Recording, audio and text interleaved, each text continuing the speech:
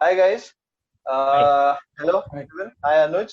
Hi Devashish. How you doing, man? Hello. Good, Awesome. all घर good, पे all good. awesome. कैसा है? कैसा चल रहा है सब आपके लाइफ में? अच्छा है, लॉकडाउन चल रहा है। और व्हाट अबाउट यू अनुज? घर से सेशन चल रहे हैं तो घर वाले समझ नहीं रहे कि मैं गर्लफ्रेंड के साथ कॉल पे हूँ या फिर सेशन में काम कर रहा हूँ। आप कौन सा प्रेफर कर रहे हो? नहीं, आई थिंक तो फीस आ रही है तो क्लाइंट है ये लोग। That's great, that's great. That's good. यार वैसे आज मेरा आपको कॉल करने का रीजन ये था कि हमारा जो प्रीवियस सेशन या प्रीवियस वीडियो जो हमारा हुआ था ऑन सीजो, तो that was a wonderful session. तो उसके बाद मैंने थोड़ा सा और पढ़ा कि ऐसा और क्या हो सकता है जिसके बारे में हमारे ऑडियंस को पता होना चाहिए, जिसके बारे में लोगों को समझ होनी जरूरी चाहिए। तो मैंने थोड़ा सा पढ़ा तो मुझे पता चला कि ओसीडी करके एक टर्म है, ऑब्सेशनल ऑब्सेशनल, सॉरी आप उसका फुल फॉर्म बताएंगे? Obsessional Obsessive compulsive disorder. Obsessive compulsive disorder. तो ऑब्सेसिव कंपल्सिव डिसऑर्डर के बारे में मैंने थोड़ा थोड़ा छोटा सा करते ओसीडी करते हैं इसे ओसीडी, हाँ ऑब्सेसिव एग्जैक्टली कंपल्सिव वही डिसऑर्डर। ओसीडी। ओसीडी उसका शॉर्ट फॉर्म है। तो विस्तार में बताने के लिए मैंने खाली आपको अप्रोच किया। एनीवे, तो ओसीडी के बारे में मैंने थोड़ा सा पढ़ा और ताकि मुझे काफी सारी चीजें जो है वो मूवीज के मीडियम से ज्यादा समझ में आती है, तो मैंने थोड़े से मूवीज भी शायद, मैंने सोचा कि शायद उस पर कुछ मूवीज बने रहेंगे, तो मैंने मूवीज भी कुछ सर्च किए। तो मुझे पता चला कि एविएटर करके एक मूवी है लियोनार्डो दी कैप्रियो का। एविएटर मूवी है, काफी अच्छा मूवी है। और उसमें बताया गया है कि उसका जो कैरेक्टर है लियो का, उसको ओसीडी रहता है। तो इसलिए मुझे आपसे जानना था अनुज और देवाशीष कि एग्जैक्टली व्हाट इज ओसीडी, उसके सिम्टम्स क्या है, ओसीडी का प्रेजेंस कितना है हमारे सोसाइटी में, ओसीडी का अगर कुछ पास्ट रहेगा, कुछ कुछ कुछ भी जो भी आपको ओसीडी के बारे में पता है, वो मैं चाहता हूँ कि सबको पता चले, सबको वो नॉलेज मिले। तो I would like to start with you Devashish कि क्या आप Yeah. बता सकते हैं कि व्हाट एग्जैक्टली इज ओसीडी? जैसे कि आपने बताया कि वो जो मूवी में कैरेक्टर था, he is suffering from OCD. So OCD या में दो वर्ड्स का इंपॉर्टेंस है, एक तो है ऑब्सेशन और दूसरा है कंपल्शंस। ना ऑब्सेशंस ओके क्या होता है कि कोई भी ऐसे थॉट्स, कोई भी आइडियाज, इमेजेस या ऐसी चीज है जो बार बार आपके माइंड में रिकरेंस आ रही हो, और वो थॉट्स जो है वो इंट्रूड कर रहे हो आपके डेली लाइफ में। यानी कि ऐसे थॉट्स जिन पे आपका कोई कंट्रोल नहीं है, but still you are able to know कि ये जो थॉट्स आ रहे हैं इसका कोई मीनिंग नहीं है, कोई लॉजिक नहीं है, कोई रैशनैलिटी नहीं है। तो ये थॉट्स है, ये आइडियाज भी हो सकती है, या तो ये कोई इम्पल्सिस भी हो सकते हैं। और कंपल्शंस का मीनिंग ये है कि वो ऑब्सेशंस जो हमको माइंड में आ रहे हैं, उसकी वजह से जो एंग्जाइटी क्रिएट हो रही है, तो उसको कम करने के लिए कोई मेंटल बिहेवियर या कोई एक्टिविटी करना, to just get rid of anxiety temporarily, that is called okay compulsion, right? Okay And it is a disorder because it is very time consuming and very distressing to the person. बहुत समय बिताते हैं लोग ये activities करने में, ये obsessions जो आते रहते हैं, ये बहुत ही टाइम कंज्यूमिंग होता है। इसकी वजह से लोगों की सोशल लाइफ, पर्सनल लाइफ बहुत ज्यादा इम्पैक्ट होती है। I am sure Anuj will tell more about this. So okay yeah Ashish, Anuj help us या हाँ, सो आई थिंक सो ये बेस्ट टाइम है जब हम लोग ओसीडी के बारे में बात कर रहे हैं, बिकॉज देवाशीष और मेरा इस सब कई बार बात हुआ है कि आज कोरोना कोरोना जब भी हम लोग चल रहा है, कोविड-19 में हम लोग घर पर हैं और हमें बहुत सारे इंस्ट्रक्शंस मिल रहे हैं कि आपको सैनिटाइजर यूज करना है, आपको हाथ धोना है। वो जो होता है कुछ सैनिटाइजर है जो उसमें से आपको पास करना है, फिर घर पे आने के बाद बहुत सारी चीजें हमें बताई गई कपड़े धोने जो के आगे। कॉर्पोरेट लाउंजेस में रहते हैं ज्यादातर, हाँ, या तो हॉस्पिटल्स के एंट्री गेट्स पे वगैरह। राइट, सो या हमारी तरफ से या बहुत ज़्यादा हमें गाइडलाइंस इस तरफ से मिले हैं कि आपको पर्सनल हाइजीन बहुत अच्छी तरह से रखना है। ठीक है, ये बेसिक ओके रूल है, ये बेसिक चीज़ करेक्ट। बताई गई है। या प्रॉब्लम यहाँ पर होता है कि इसी को अगर आप बहुत ज़्यादा 10 रेस टू में अगर मल्टीप्लाई या फिर आप उतना उसको मल्टीप्लाई कर दीजिए ना, बड़ा कर दीजिए ना, उसी को ओसीडी कहा जाएगा एक वे में।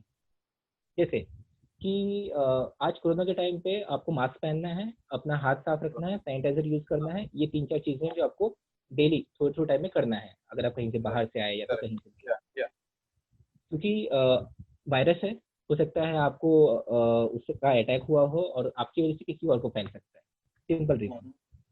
But a person suffering from OCD इस लेवल पे नहीं सोचता। ओसीडी वाले ओके, बंदे ने अगर किसी चीज को हाथ नहीं भी लगाया है, रैंडमली उसे फील होगा कि मेरा हाथ गंदा है, मुझे जाके हाथ धो लेना चाहिए। ओके, अच्छा, अब अगर आशीष बाहर जाएंगे कोई सामान लेने के लिए और वापस आएंगे तो हाथ धोएंगे, और उसके बाद शायद 1-2 घंटे बाद वो एक बार कभी हाथ धोएंगे या फिर ऐसे कुछ होगा। ओसीडी वाला बंदा, you never know, her 20 minute में, हर आधे घंटे में, इररिस्पेक्टिव ऑफ कहीं गया है या नहीं गया है, वो बार बार हाथ धो रहा है। ओके, ये सबसे बेसिक है, बिकॉज ओसीडी में हाथ धोना या फिर नहाना या फिर एक पर्टिकुलर डोर बंद करना, डोर चेक करना खुला या नहीं खुला है, ये बहुत कॉमन चीजें हैं।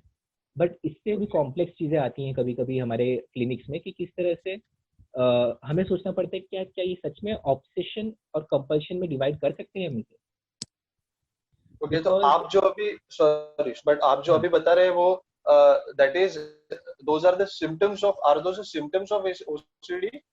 Those are full blown OCD. Full blown hmm, OCD यानी कि अब ये ओसीडी फॉर्मेट बन चुका है, अब ये पर्टिकुलर पैटर्न बन चुका है। जैसे फॉर ओके, एग्जांपल, ओके। अगर कोई ओसीडी का बंदा अगर हाथ धो रहा है, इसमें दो चीज आपको ध्यान देनी है। एक चीज है ऑब्सेशन, दूसरी चीज है कंपल्शन। ओके, उसका ऑब्सेशन है सफाई को लेकर हम्म, कि उसका हाथ साफ रहे। अगर जो उसका ऑब्सेशन है, जो चीज उसे चाहिए नहीं मिल रही है, उसे एंशियस फील होता है, एंजाइटी फील होता है, अनसेटल फील होता है, बहुत ज्यादा टेंशन आता है उसे। ओके, जब तक वो ऑब्सेशन के पीछे कंपल्शन नहीं लगा देगा, यानी जब तक उसे फील हो रहा है कि मेरा हाथ गंदा है और बाहर जाके या फिर वॉशरूम जाके हाथ नहीं धो लेगा, वो शांत नहीं बैठ पाएगा। ओके, ओके, ऑब्सेशन के पीछे जब तक ये कंपल्शन नहीं लगेगा, उससे रिलैक्सेशन नहीं मिलेगा। exactly. ओके, करेक्ट, अब एग्री। इसके साथ प्रॉब्लम ये है कि ऑब्सेशन, कंपल्शन, रिलैक्सेशन, इस साइकिल चलता ही रहता है, हम्म, दिन में अच्छा, 10 बार, मतलब 20 उसे बार, 30 बार। जब भी ऑब्सेशन होगा तो उसे कंपल्शन फील होगा, और unless and until he executes that thing, उसे राइट, रिलैक्सेशन नहीं आएगा। सो एनी बिल्कुल नहीं। हाउ इज मतलब गोइंग टू उस डू इट। दौरान अगर वो खुद पे कंट्रोल करने की कोशिश करेगी कि मैं नहीं करूंगा, या फिर कोई उसे नहीं नहीं तू मत जा, तुझे नहीं जाना है, हाथ मत लगा, हाथ मत धो, या, ठीक है सब, वो नहीं yeah. मान सकता। अच्छा, मतलब वो, मतलब बोलते ना, अगर आप किसी इंसान को भूखा रखो तो वो कैसे रिएक्ट करता है, वो उस तरह से रिएक्ट कर हम्म, सकता है। ओ, ओके। और ये हम लोग जो बात कर रहे हैं, ये फुल ब्लोन ओसीडी है। हम्म, मतलब full when a person is fully prone to that disorder. हाँ, मतलब जैसे आप देवाशीष ने लास्ट सेशन में कहा था, ये 10 साल बाद हाँ, वाला जो मिलता है हमें, ये वो है। yeah, exactly. अच्छा, अच्छा, अच्छा, ओके। मतलब पूरा डेवलप हो चुका है, बार बार फॉर्म हो चुका हम्म, है, और ना उसे ये रियलाइज हो चुका है ये पैटर्न, कि जब तक हम्म, मैं हाथ नहीं धोऊंगा ना मुझे शांति नहीं मिलेगी। उसको भी ये रियलाइज हो चुका है, yeah. अच्छा, उसको तो भी और क्या क्लैरिटी उसे आ गई। उसे वो डर रहता है उस बात का? Is he afraid of those things? How is it, how, why he beautiful, is doing? Nice nice. Yeah, Devashish, answer, would you like to answer on this yeah, कि वो हाँ, डर हो क्या आप जाता है? बताएंगे देवाशीष? yeah. बेसिकली जैसा अनुज ने कहा ना, डिस्ट्रेस बहुत ही हाँ, बड़ी चीज रहती है। मतलब अगर जो ओके, ऑब्सेशनल थॉट है, अगर उसपे उसने कुछ भी एक्ट नहीं किया, तो उसको इतना ज्यादा डिस्ट्रेस हो जाएगा that he will not able to concentrate on any work, he will not able to do anything in his life. उसके पीछे अगर उसका ऑब्सेशनल थॉट, जैसे फॉर एग्जांपल कंटामिनेशन हुआ कि मेरे हाथ गंदे हैं, तो he will not be able to get rid of this thought. कितना भी वो कॉन्शियस अटेम्प्ट लगा ले, कितना भी वो जोर से कोशिश करे कि मुझे ये नहीं करना, फिर भी he will have to do it. और ये साइकिल जैसे अनलेस अनुज एंड ने अंटिल ही बताई कि washes his hands. yeah, so for after washing his या, hands temporarily he feels relief, but what happens is that वो, कि ये लर्निंग पैटर्न एक सेट हो जाता है। तो जैसे लर्निंग्स होते हैं उसी तरह से ये लर्निंग पैटर्न एक सेट हो जाता है, तो हमारे न्यूरो सर्किट्स होते हैं जो ब्रेन में, उसमें भी ये लूप बन जाता है कि ऑब्सेशन, कंपल्शन, रिलैक्सेशन, राइट। सो ये रिलैक्सेशन होने के बाद ओके, कुछ देर के बाद वापस से वो थॉट्स उसके माइंड में इंक्लूड होने लगते हैं, and these thoughts are not voluntarily controllable. मतलब कितना भी कोशिश कर ले वो थॉट्स आ जाते हैं। फॉर एग्जाम्पल कुछ अच्छा, दूसरा काम कर रहा है, तभी भी वो थॉट्स आना, इसकी वजह से इनकी सोशल ऑक्यूपेशनल लाइफ और पर्सनल लाइफ बहुत ज्यादा डिस्टर्ब रहती है। ओके थोड़ा सा इसके ऊपर डिस्क्रिप्शन जो हम लोग हमेशा अपने सेशंस में यूज करेंगे, थोड़ा सा इस वे में कि जब भी क्लाइंट हमारे पास आता है और वो कहता है कि, या फिर वो नहीं मानता है कि मुझे कोई डिसऑर्डर है या फिर मुझे कोई प्रॉब्लम है या फिर मैं ठीक हूँ, ये तो नॉर्मल है, इसमें कोई प्रॉब्लम नहीं है, जो देवाशीष ने अभी कहा, हम उसको इस स्केल पे इनसाइड बिल्ड करने की कोशिश करते हैं कि जो भी आप कर रहे हैं, क्या उससे आपके पर्सनल लाइफ यानी बीवी बच्चे, माता पिता, सोशल लाइफ, दोस्ती यारी, रिश्तेदारी, पर्सनल प्रोफेशनल लाइफ यानी कि आपकी पढ़ाई या फिर आप जहाँ पे काम करते हैं, एंड फिजिकल हेल्थ, जो आपका फिजिकल हेल्थ है, बॉडी है, आप जो भी कर रहे हैं, क्या इससे इन चारों लाइफ पे अफेक्ट पड़ रहा है क्या? ओके फिर वो सोचना शुरू करता है, और अगर असर पड़ रहा है तो ये डिसऑर्डर है, अदरवाइज नहीं है। एग्जैक्टली या ओके, वन पॉइंट अगेन कि हाँ, one for point again example we कई शुड बार ऐसा नॉट होता बी है ना, यूजिंग नहीं Devashish sorry, Yeah, so one point again, we should not be using these terms loosely कि obsessional है ये बोल देना। जैसे अनुज ने बताया कि डिसऑर्डर तभी कहा जाएगा तभी ये सारे एरियाज ऑफ लाइफ इन्वॉल्व हो रहे हैं। या श्योर अनुज कंटिन्यू। लेकिन वो तो बहुत कॉमन टर्म्स आजकल यूज किए जाते हैं, इज ऑब्सेस्ड विद समथिंग, अरे यार इसको तो फोन का बहुत ऑब्सेशन है, अरे इसको गॉगल पहनने का बहुत ऑब्सेशन है, इसको टोपी पहनने का ऑब्सेशन है। तो ये मतलब सच्ची में वो obsession is a disorder? Is it like that? Is obsession a disorder? किसी बात को obsession होना disorder है, और या फिर वो obsession prolonged time के लिए रहना एक disorder है? How is it? मैं इस तरह से डिफाइन करूंगा कि हम लोग फेसबुक यूज करते हैं, Correct? फेसबुक यूज करते समय अचानक से वो, हमने मोबाइल बाजू में रखा है हुआ, हम अपने काम की तरफ जा रहे हैं और अचानक से टिंग करके मैसेज आया, नोटिफिकेशन आया फेसबुक का। फेसबुक के नोटिफिकेशन के बाद हम अपना जरूरी काम छोड़कर फेसबुक नोटिफिकेशन चेक करने जा रहे हैं,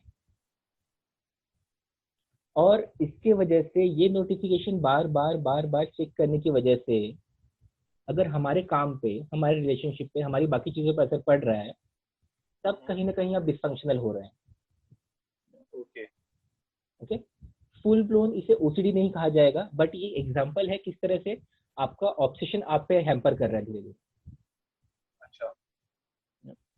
कि आप इसे ओसीडी के अंदर कभी लिंक नहीं कर पाएंगे कि ये मोबाइल चेक करना कि ओसीडी के अंदर आएगा क्या, ये दिन भर पबजी खेलता रहता है या फिर इसके दोस्त ने कॉल किया तो ये मना नहीं कर पाता।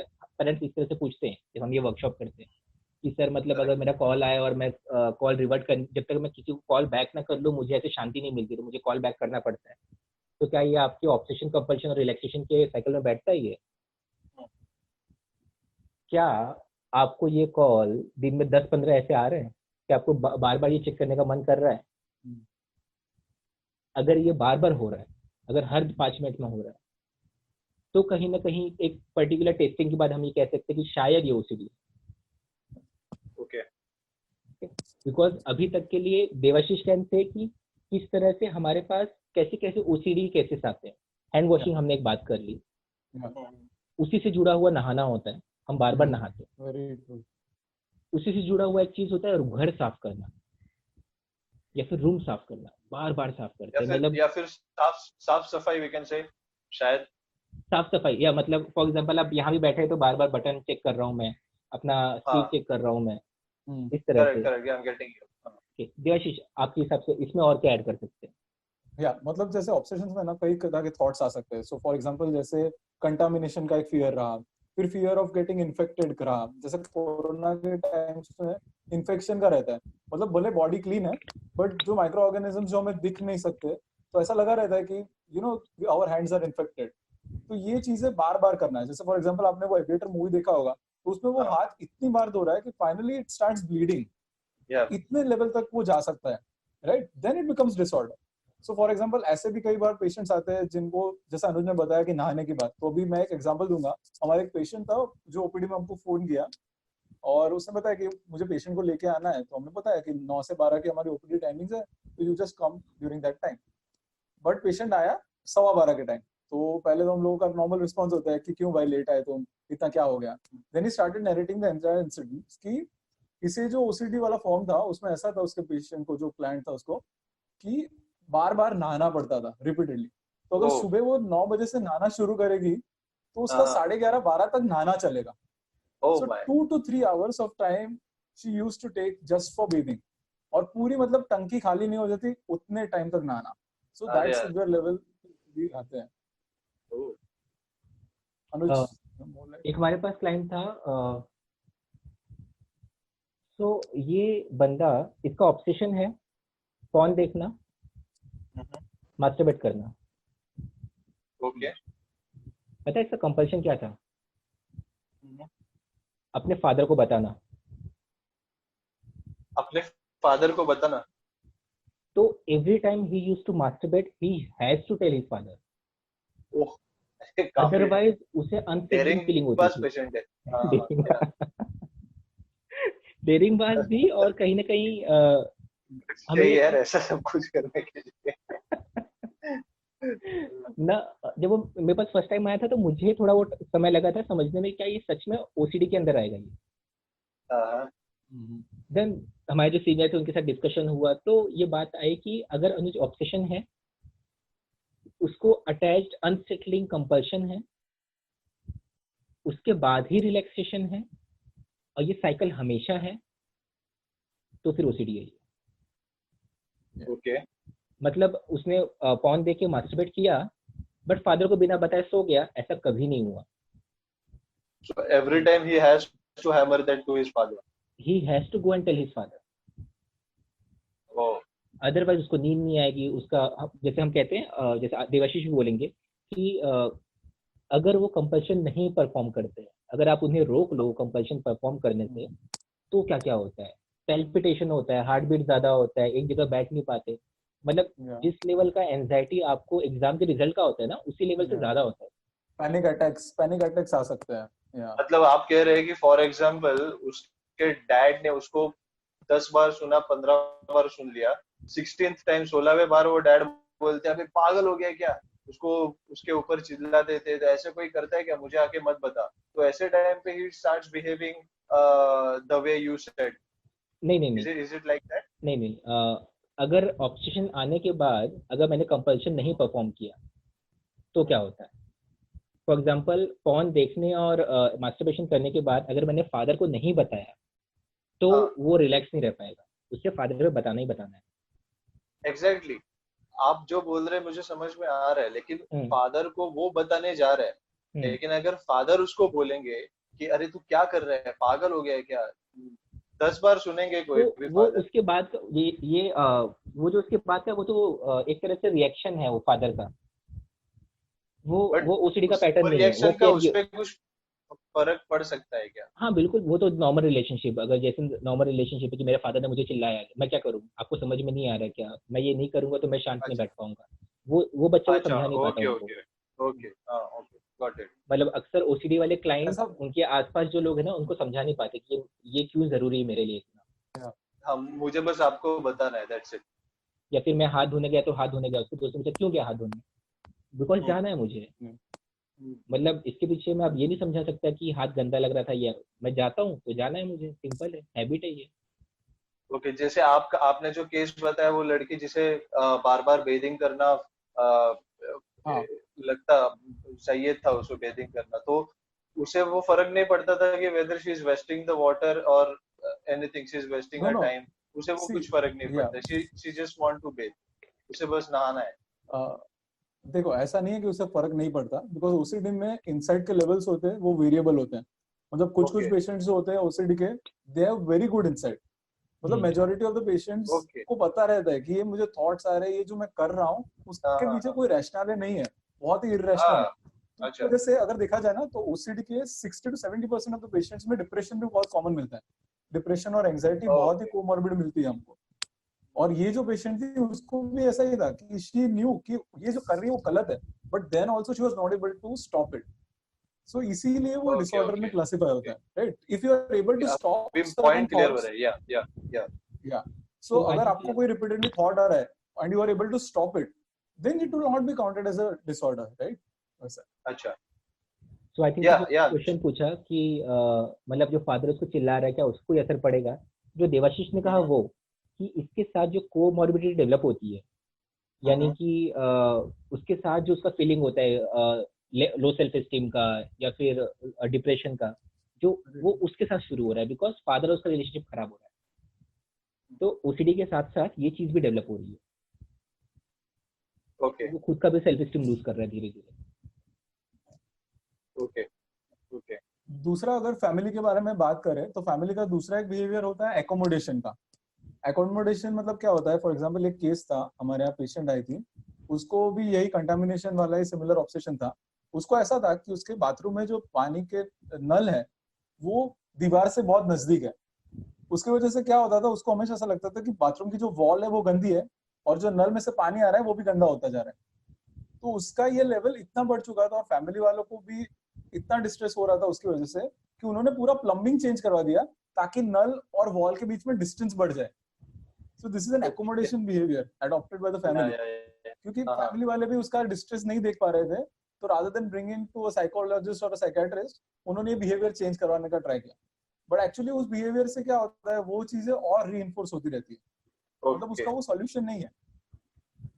मतलब फैमिली भी बेचारी क्या करती है, फैमिली सोचती है कि कोई क्विक फिक्स मिल जाए मुझे, कोई इजी सॉल्यूशन मिल जाए मुझे, कि चलो कोई बात नहीं, अगर बेटी इतना बोल रही है कि अगर इसके बाद वो शांत हो जाएगी तो यही कर लेते चलो। वरना वरना क्या होता है, क्योंकि वो बच्ची का क्या हो रहा है ना, उसका जो ऑब्सेशन और कंपल्शन वाला जो साइकिल है ना, वो रिलैक्सेशन तक नहीं पहुंच रहा है हाथ धोने के बावजूद, बिकॉज वो टाइल्स के पास में। तो बाहर आने के बाद वही झगड़ा चल रहा है, वही चिल्लम चिल्ली चल रही है।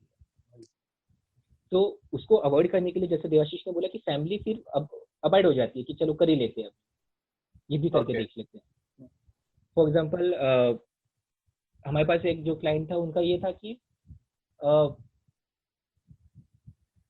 हमें कॉल आया था जब हम लोग हॉस्पिटल में थे, तो हमें ये कॉल आया था कि मेरी वाइफ ने खुद को घर के अंदर बंद कर लिया है and can you do something.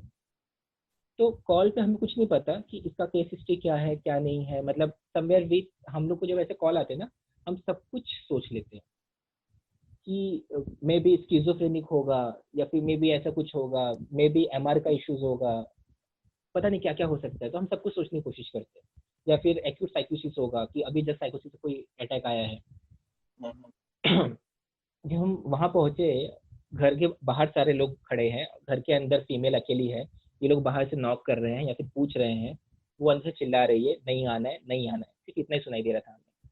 तो हमने थोड़ा टाइम के लिए डिस्कनेक्ट करने के लिए फीमेल को छोड़ दिया, हम उससे बात नहीं कर रहे थे, वो दरवाजे के अंदर थी। हमने फैमिली मेंबर से बात करना शुरू किया। तब रियलाइज हुआ धीरे धीरे कि इस फीमेल को जो मैंने बताया, घर साफ रखने का ऑब्सेशन,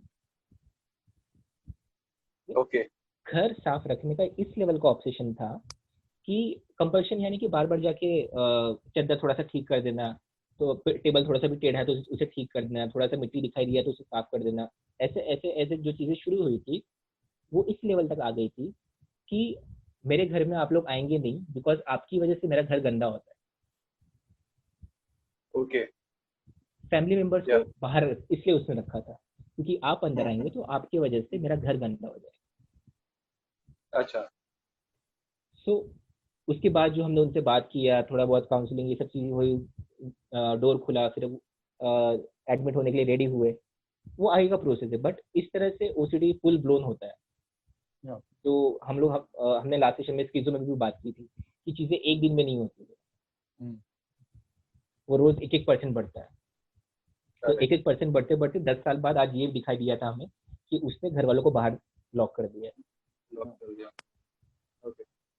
तो yeah Devashish, I just want to ask कि इसके कुछ ऐसा है कि इसके कुछ इनिशियल सिम्टम्स होते हैं या फिर जल्दी कोई, अगर कुछ आप हम सब लोग चाहते हैं कि लोग ऐसे डिसऑर्डर जल्दी नोटिस करें, तो आपके हिसाब से ऐसे इसके कुछ इनिशियल सिम्टम्स रहते हैं जो आप बताना चाहेंगे? या देखिए, मतलब इनिशियल स्टेजेस ऐसे ही स्टार्ट होता है जब पेशेंट अराउंड 15 to 20 इयर्स के एज में होता है, तब उसके ये जो ऑनसेट होता है ना, वो स्टार्ट हो चुका होता है। बट ये ऑनसेट इतना सटल होता है कि तब नोटिस करना बहुत डिफिकल्ट होता है पेशेंट के लिए, खुद को भी और उसके रिलेटिव्स को भी। फॉर एग्जाम्पल, एक मैं पेशेंट का एग्जाम्पल दूंगा जो हमारे पास आई थी।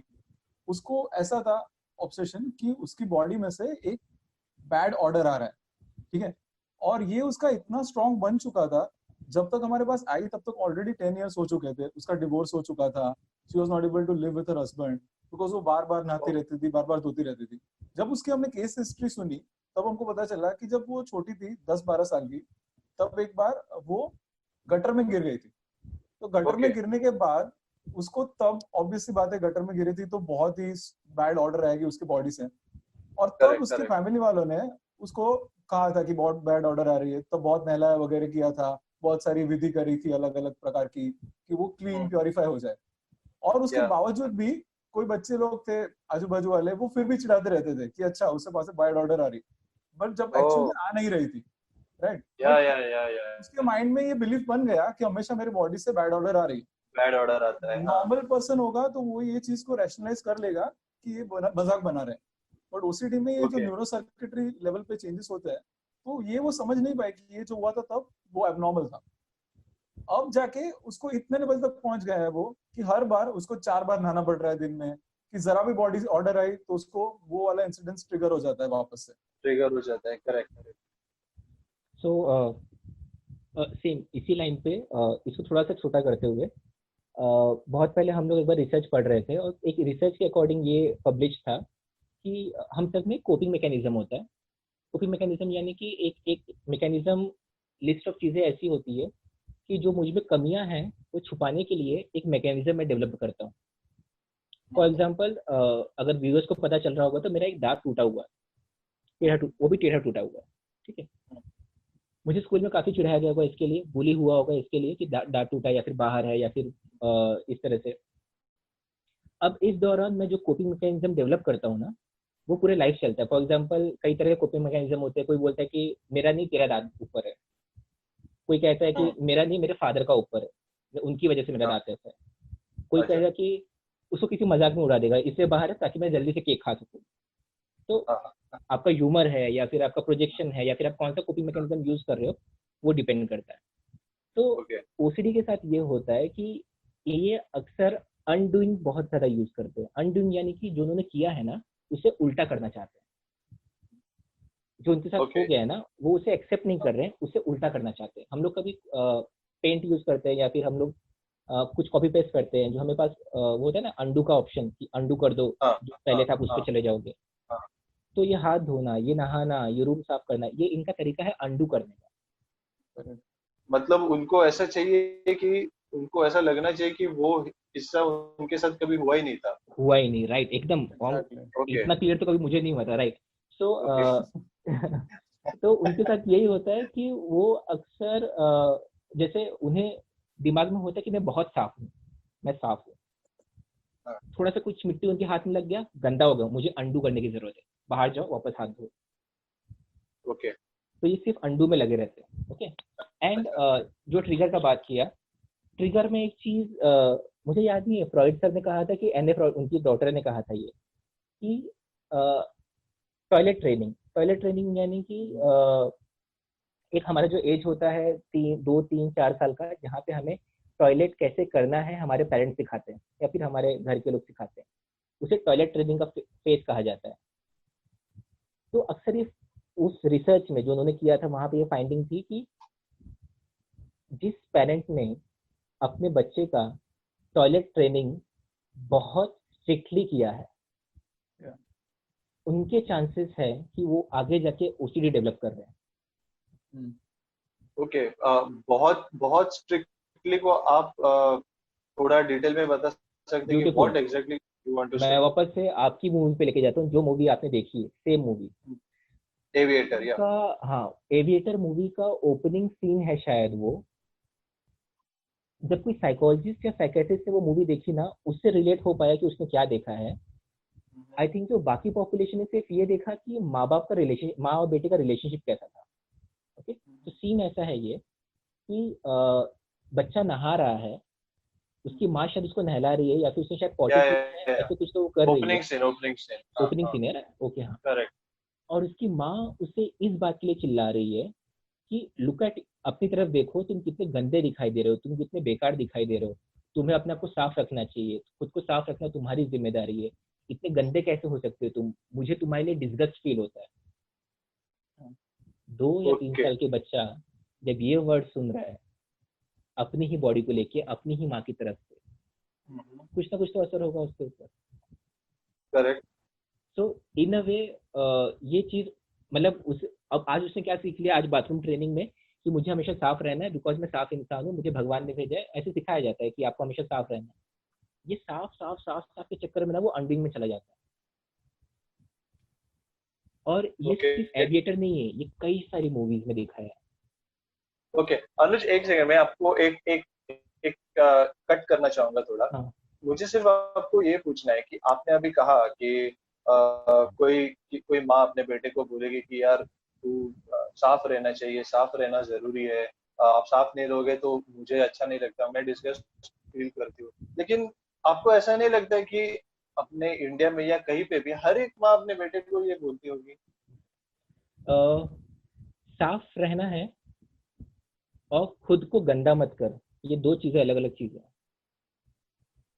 ओके। ओके, जिस पेरेंट ने इस पे फोकस किया कि कैसे साफ रहना है, उसकी गाड़ी सही लाइन पे है। जिस पेरेंट ओके ने इस पे फोकस किया कि तू कितना गंदा है, ओके। तेरा ये बॉडी पार्ट कितना खराब है, तेरे तेरे इस प्रोसेस की वजह से तेरा घर कितना गंदा हो गया। मतलब अगर वो अच्छा। बेड वेटिंग कर रहा है, अगर वो बेड पे गीला कर रहा है, अगर वो रात को सुसु कर रहा है बेड पर, और सुबह उठ के उसको इसके लिए 2 घंटा अगर सुनना पड़ता है, ओके। तो कहीं ना कहीं वो अपने ही बॉडी पार्ट को हेट कर रहा है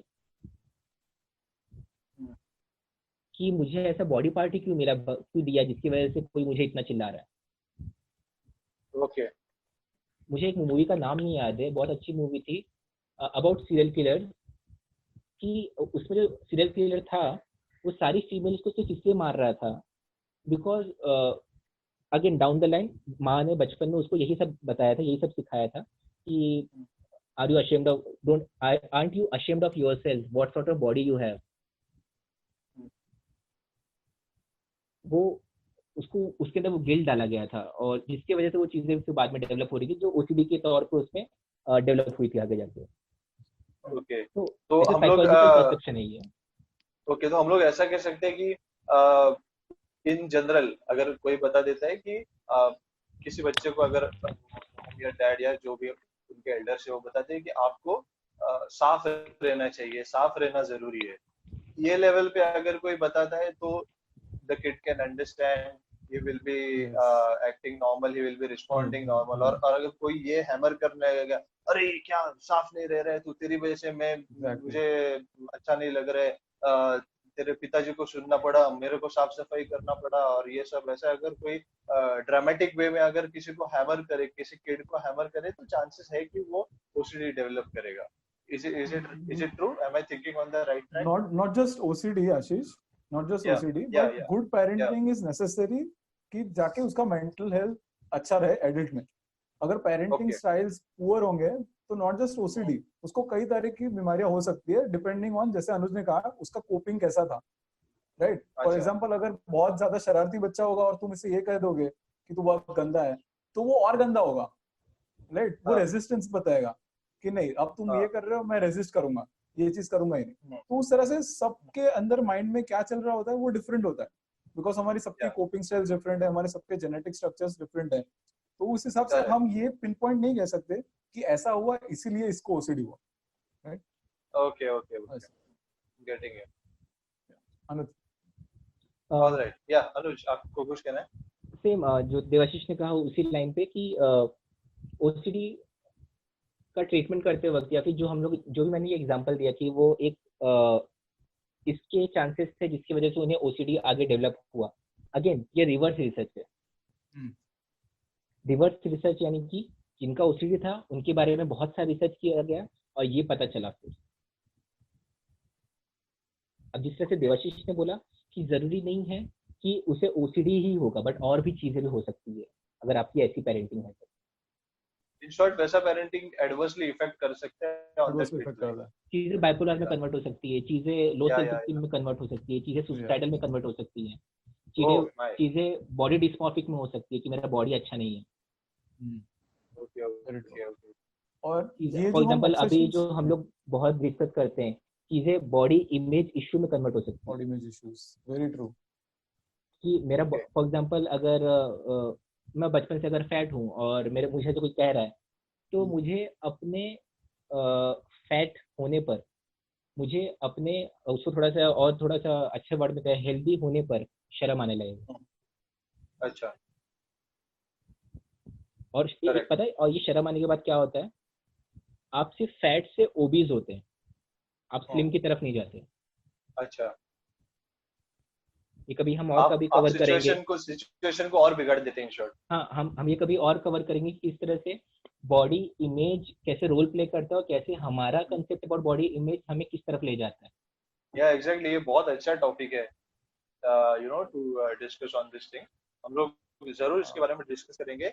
ऑल्सो मूविंग अहेड, आपने तो काफी डिटेल नॉलेज बता दिया है कि सिम्टम्स क्या हो सकते हैं और उसका प्रेजेंस कितना हो सकता है, कैसे हो सकता है।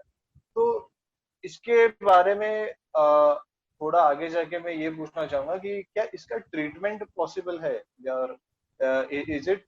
इज दिस डिसऑर्डर क्यूरेबल, और हाउ इज इट कि वो लाइफ लॉन्ग साथ में लेके चलना पड़ता है, लाइक स्किजो, या फिर उसको कंट्रोल किया जा सकता है, लाइक डायबिटीज, कुछ ऐसा ऐसा एग्जांपल्स देके आप बताना चाहेंगे, देवाशीष, यू वांट टू से या समथिंग? बिफोर हम ट्रीटमेंट में जाए, I would like to discuss कि थोड़े और भी टाइप्स के ओसीडीज होते हैं। सी देखो, ये ओके। कंटामिनेशन वाला और ये वाला जो होता है वो बहुत ही प्रोमिनेंट होता है, इसीलिए हमको पता चल जाता है। बट बहुत सारे ओके। ऑब्सेशंस होते हैं जो मेंटल लेवल पे चल रहे होते हैं, जिनका हमें पता ओह नहीं या, होता। Sure sure. हाँ हाँ, फॉर बताइए एग्जाम्पल, बताइए। हमारे पास एक बच्चा आया था ऐसा, वो स्टूडेंट था 12th स्टैंडर्ड में, और जब भी वो पढ़ता था तो उसके सामने उसके पेरेंट्स ने एक भगवान का फोटो रख दिया था, हनुमान का फोटो रख दिया था, ठीक है। ओके। और उसको पढ़ाई के वक्त बहुत ज्यादा डांटा जाता था, बहुत ज्यादा चिल्लाया जाता था उसके ऊपर।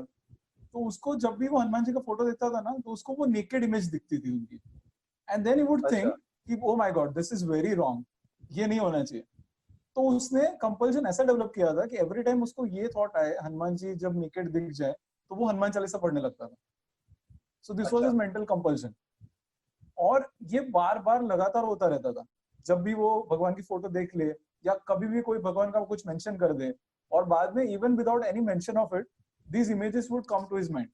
तो इसमें गॉड्स ओके। की, गॉडेसेस की ऐसी इमेजेस भी आ सकती है, और उसकी वजह से मेंटल कंपल्जन होता है कि फॉर एग्जांपल, अच्छा मेरे साथ ये हुआ, तो इसको कंपल्जन और एंजाइटी रिलीव करने के लिए मैंने हनुमान चालीसा पढ़ ली, राइट। सो ऐसे भी केसेस आई एम श्योर अनुज ने देखे होंगे।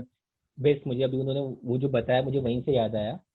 आई थिंक तो 2-3 महीने पहले का क्लाइंट है ये, कि जब भी ये कोई नॉनवेज चीज देखेगा, नॉनवेज खाना, इसे बाहर जाके घर जाके वापस नहाना ही है।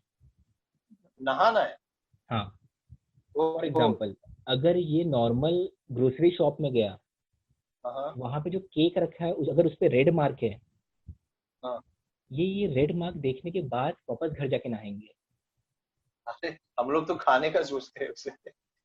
ये भाई साहब नहाने के बारे में सोच रहे हैं। So okay. सो समवेयर ये इसे एक तरह से वायरिंग यानी कि हमारे जो ब्रेन की वायरिंग है, आप उसे उस तरफ उस लेवल पे देखिए कि किस तरह से देवाशीष के केस में और इवन मेरे केस में, कि उस बच्चे ने वो को रिलेट कर लिया है हाँ।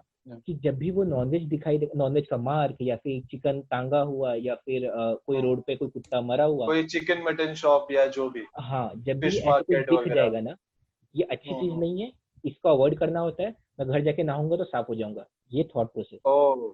अरे अरे अरे। हाँ। देवाशीष के केस में अगर मैंने वो भगवान को देखा, मुझे वैसा थॉट आया, तो मुझे फटाक से हनुमान चालीसा पढ़ना है, वरना मुझे श्राप लग जाएगा या फिर जो भी उन्होंने सीखा या होगा। एग्जैक्टली। वो देवाशीष क्या था उनका श्राप लगना था, यस एग्जैक्टली, वही था कि मुझे कुछ हो जाएगा, मैं फेल हो जाऊंगा एग्जाम में, मेरे साथ फेल हो कुछ गलत जाऊंगा। हो हाँ, जाएगा। एग्जैक्टली उसी तरह से तो दूसरा एक देखा देवाशीष, जाता है। क्या क्या क्या वो भगवान के डर की वजह से था, या व्हाई वाज इट, लाइक या अगेन ऑब्वियसली द देखो, सेम मतलब पॉइंट राइजेस ना? या मतलब जिस चीज को हम रिस्पेक्ट कर रहे हैं, उस चीज को हम उस तरह से कैसे देख सकते हैं, ये उसमें बिलीफ थी, ये अच्छा। उसको रैशनली पता था कि ऑब्वियसली बात है कि ओके। गॉड्स के लिए हमको रिस्पेक्ट होना चाहिए। तो मैंने उसको उस लाइट में कैसे देख लिया, तो मुझ में कुछ गलत है, तो वो गिल्ट अपने पे ले लेते हैं। और ये Okay. गिल्ट को अवॉइड करने के लिए व्हाट विल दे डू, तो ये हनुमान चालीसा पढ़ना, ताकि अच्छा, मैं हनुमान चालीसा पढ़ूंगा तो मैं ये श्राप से बच जाऊंगा, ये चीज मेरे साथ नहीं होगी। जैसा अनुज ने अनडूइंग के साथ बताया था वैसी तरह से होता है। उसी तरह से हाँ देवाशीष, या उसी तरह से दूसरे टाइप्स के ऑब्सेशन हो सकते हैं चेकिंग के रिलेटेड, राइट? कुछ चीज है, फॉर एग्जांपल लॉक है या फिर गैस का स्टव है, वो अच्छे से बंद किया है नहीं, उसका हमेशा उनको पैथोलॉजिकल लेवल पे डाउट रहता है कि ये हुआ है सही से या नहीं हुआ। फॉर एग्जांपल हमारे पास एक शॉपकीपर था, वो उसकी दुकान बंद करने में रोज आधा घंटा लगाता था, क्योंकि उसको हमेशा ये डाउट रहता था दुकान सही से बंद हुई या नहीं। वो 3-4 अच्छा। बार चाबी से खोलेगा बंद करेगा, चाबी से खोलेगा बंद करेगा, लॉक बहुत बार चेक करता रहेगा, and it would take half an hour to 1 hour of his time. उसी तरह से मैंने अभी ओसीडी का जस्ट पढ़ रहा था, तो मैंने पढ़ा कि डैनियल रेडक्लिफ जो अपना हैरी पॉटर का हीरो है, उसे Right. भी एडोलेसेंट के टाइम में उसको ओसीडी था, तब उसका ऐसा था कि वो लाइट के स्विचेस ऑन एंड ऑफ करता था तो उसको 15-20 मिनट लग जाते थे। तो ये उसका एक सेट पैटर्न ऑफ बिहेवियर बन चुका था कि उसको 10-15 बार ऑन एंड ऑफ करनी ही है, कोई भी रूम से बाहर निकल रहा है तब तक।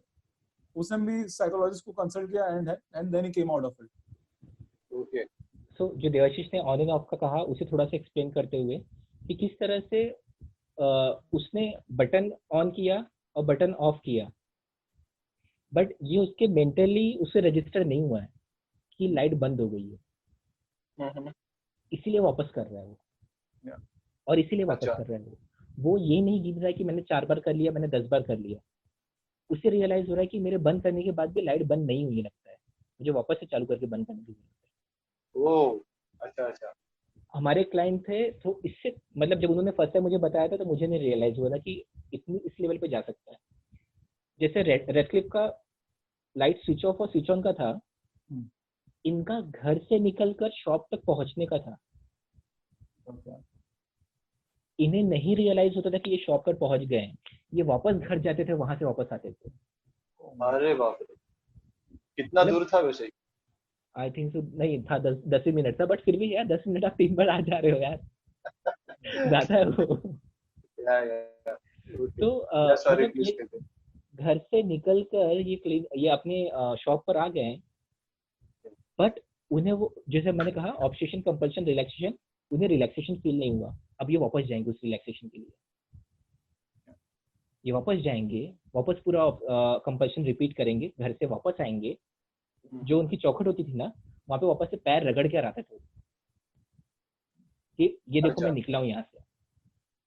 खुद को मेंटल नोट देते थे, एक सिग्नल दे देते, हाँ, कि मैं निकला हूँ यहाँ से। और फिर यहाँ पे आके जब तक उनको रिलैक्सेशन फील नहीं होता था 2 या 3 बार में, तब तक वो वापस आते जाते। तो ये तभी रुकता था जब उनको रिलैक्स फील होता था कि हाँ ठीक है, अगर चलो उनको पहुंचने पे रिलैक्स फील कि मैं पहुंच गया। हाँ, अगर उनको पहुंचने पर फील हो गया कि मैं पहुंच गया हूँ और पहुंचने का रिलैक्सेशन हो गया, तब वो अपने चेयर पे आके बैठ जाए। ओके, वरना वो साइकिल रिपीट होता रहेगा। उसी तरह से अनुज, हम शायद तुमने देखे होंगे केसेस ऑर्डर और सिमेट्री के रिलेटेड आते हैं कि कोई चीज एक जगह पे बैठी है, फॉर एग्जांपल दिस पेन, अगर मैंने ये थोड़ी सी भी टेढ़ी रखी हो तो कुछ लोगों में ऐसा होता है ऑब्सेशंस कि इसको अलाइनमेंट में रखना है, चीजें हमेशा ऑर्डर में होनी चाहिए। फॉर एग्जांपल एक पेशेंट था हमारा जो ऐसा था कि वो मंदिर में जाता था तो वहां बाहर जूते पड़े होते थे, तो वो सारे जूतों को अलाइन कर देता था। अरे वाह, भी सिमेट्रिकली अरेंज। मतलब अगर उसने वो एसिमेट्री देख ली तो उससे वो बर्दाश्त नहीं हो पाता था, वो कोई भी चीजों की, and he was not able to stop himself. तब तक उसको रिलैक्सेशन नहीं मिलता था, उसे बहुत एंजाइटी हो जाती थी अगर चीजें मेस्ड अप पड़ी हो घर में या कहीं बाहर, तो उस केसेस भी आ सकते हैं। अब इसके साथ क्या होगा पता है, जो देवाशीष ने भी बताया कि ये सीवियर इश्यू को हम बहुत ही जनरलाइज करते जा रहे हैं। फॉर एग्जाम्पल, अगर आप पार्टी में अपने 4-5 दोस्तों के साथ बैठे हैं और मेरा आदत होता है हमेशा कि अगर 6 टेबल हैं और हम 5 बैठे हैं ना, तो जो मेरे बाजू वाला टेबल है जो खाली बैठा हुआ, जो खाली है ना, मैं उसे थोड़ा सीधा कर दूंगा। करेक्ट होता है। हाँ, अब इतनी सी एक्टिविटी को बाकी 5 मुझे छोड़ के बाकी 4 लोग, अरे ये तो ओसीडी है। भाई तुझे नहीं पता ये ओसीडी नहीं है। मुझे तो जज करना है। फैंसी है ना, कूल है ना, वर्ड अच्छा है ना, वोकैबुलरी बढ़ती है। हाँ, राइट, कूल है। लोगों को लगेगा कि मुझे कुछ जानकारी है साइकोलॉजी के बारे में। मतलब मुझे जब कोई मुझे ऐसे बोलता है कि अरे अनुज ओसीडी, बोला ये नया शर्ट नहीं है, अरे अनुज नया शर्ट। अरे हाँ, आज कुछ नया। ये ओसीडी नहीं है। एंड अगर चाहिए तो मैं डीएसएम भेज देता हूँ, पढ़ आराम से बैठ के। फिर वो हार मान जाएंगे भाई। हाँ मतलब फिर वहां पे वो ना वो कन्वर्सेशन थोड़ा सा बोरिंग हो जाता है। हाँ अपना हाँ साइकोलॉजी अपने पास रख। तो ये बहुत ज्यादा होता है फॉर एग्जाम्पल। और मुझे ऐसा लगता है ना कहीं अगर ये किसी का थोड़ा, अगर ये फुल ब्लोन नहीं है, अगर ये किसी का ऑनसेट हो रहा है धीरे धीरे, अगर किसी का स्टार्ट हो भी रहा है ना, आपका ये उसे ओसीडी कहना ना बहुत ही डिस्कम्फर्ट महसूस करवा रहा है। अगर आप उसे ऐसे कह रहे हो ना कि अरे ओसीडी, आपके लिए मजाक होगा शायद, बट उसके लिए वो बहुत हर्टफुल है। करेक्ट। उसने मेरे केस में मैंने जानबूझ के किया ताकि जो हमारे जो वेटर आएंगे उनको इश्यू नहीं होना चाहिए, कोई और सर्व करेगा तो उनको प्रॉब्लम नहीं होना चाहिए, वो टेबल की वजह से। ऑफ कोर्स वही इंटेंशन रहता है ज्यादातर। हाँ वो रहता है। बट ओसीडी के मन में वो नहीं होता। जिनके मन में, जो ओसीडी से सफर कर रहे होते हैं, उनके मन में होता है कि ये ऐसे होना चाहिए, क्यों नहीं, क्यों उनका पार्ट नहीं है, बस होना तो चाहिए। होना चाहिए। ओके। और जब आपने पब्लिकली उनको इस तरह से ओसीडी कह दिया ना, अगर वो कभी सोच भी रहे थे ना कि उनको ट्रीटमेंट की तरफ जाना है, वो नहीं जाएंगे। ओके। तो आपका मजाक उन पे भारी पड़ रहा है। Correct correct. मतलब आपका कूल बनने का जो सपना है, एटलीस्ट वो डिसऑर्डर से पूरा मत करो। मतलब उसके लिए कुछ काम कर लो, कुछ पढ़ाई कर लो, कूल बन जाओ फिर उसके बाद। Okay Devashish, anything about trichotillomania? My favourite. Trichotillomania है यार, केसेस बहुत नहीं देखे अनुज एक्चुअली। सॉरी आप रिपीट करेंगे, मुझे नहीं समझा। I think Anuj you should go on and describe. तो ओसीडी में ना कई, जैसे मैंने बताया कि ओसीडी अलग अलग तरह होते हैं। तो उसी में एक है ट्रिकोटिलोमेनिया, उसे कहा जाता है। ट्रिकोटिलोमेनिया। ट्रिकोटिलो, टिलो होता है ना, पहाड़ पे जाते हैं, ट्रिकोटिलोमेनिया। Okay okay. इसके अंतर्गत ये होता है कि क्लाइंट जब भी किसी ऑब्सेशन में होता है, जब भी उसको एंजाइटी फील होता है, उसे टेंशन फील होता है, स्ट्रेस फील होता है, वो अपने बाल उखाड़ता है। Okay, now try to understand. या जो उसको स्ट्रेस है, जो उसको इश्यू है, उसका पेन ज्यादा है। बट जो बाल उखाड़ने के बाद जो स्ट्रेस मिलता है उसका ज्यादा है।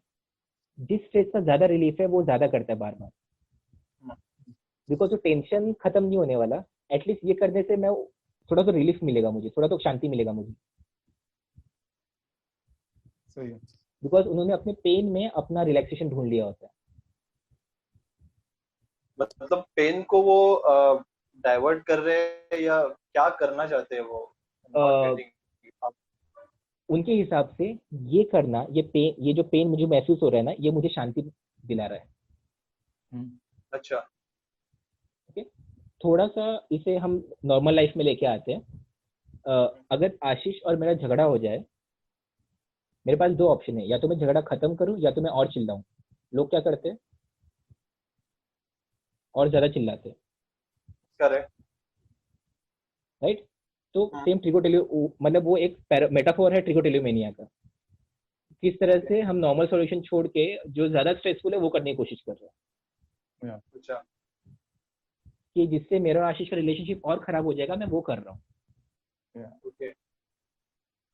उसी के पे से मुझे याद आया, अनुज ने जैसे बताया ट्रिकोटिलोमेनिया का, तो इसी वजह से ओसीडी का जो प्रेजेंटेशन होता है ना, वो साइकोलॉजिस्ट और साइकियाट्रिस्ट के पास बाद में आता है और इन सारी कंप्लेंट्स की वजह से पहले जाता है। फॉर एग्जांपल ट्रिकोटिलोमेनिया वाला जो पेशेंट होगा ना, उसके घर वाले या वो खुद पहले जाएगा एक डर्मेटोलॉजिस्ट के पास कि उसको बॉल्डिंग स्टार्ट हो गया, कि वो पैच है वो बॉल्ड हो गया है। तो पहले जाएगा वो डर्मेटोलॉजिस्ट के पास, हेयर एक्सपर्ट्स के पास, और उनको बोलेगा कि बॉल्डिंग हो गया। फिर उनको पैटर्न पता चलेगी कि क्यों हो रहा है ऐसा, कि एक ही एरिया, स्पेसिफिक एरिया है जो पार्ट ऑफ दी स्कल का, वहीं पे से बॉल्डिंग हो रहा है। उसी तरह से जो पेशेंट्स ऐसे होते हैं जिनको ऑब्सेशन ऐसा होता है कि उनके दांत बहुत खराब है, तो वो रिपीटेडली ब्रशिंग की वजह से क्या होता है, उनके गम्स में ब्लीडिंग होने लगता है, तो दे रिपोर्ट टू डेंटिस्ट। फिर डेंटिस्ट ये हिस्ट्री लेके पता चलता है कि बॉस ये कुछ प्रॉब्लमेटिक है, and then the dentist refers the cases to us. तो ऐसा भी बहुत सारे केसेस में हुआ है। अच्छा, मतलब वो उनको पता ही नहीं चलता है कि वो लोग ऐसे किसी सिचुएशन से गुजर रहे हैं।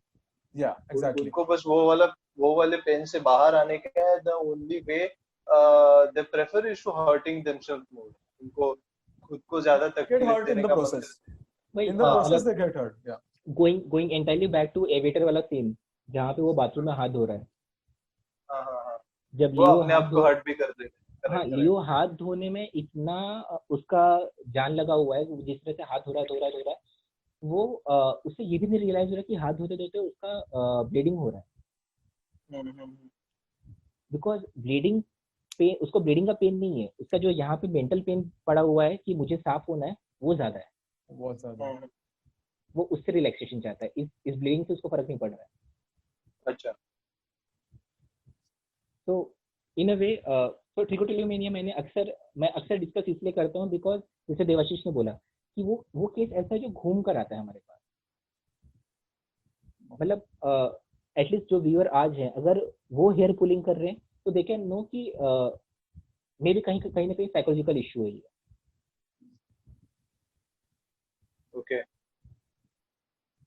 व्हाट डू यू आशीष?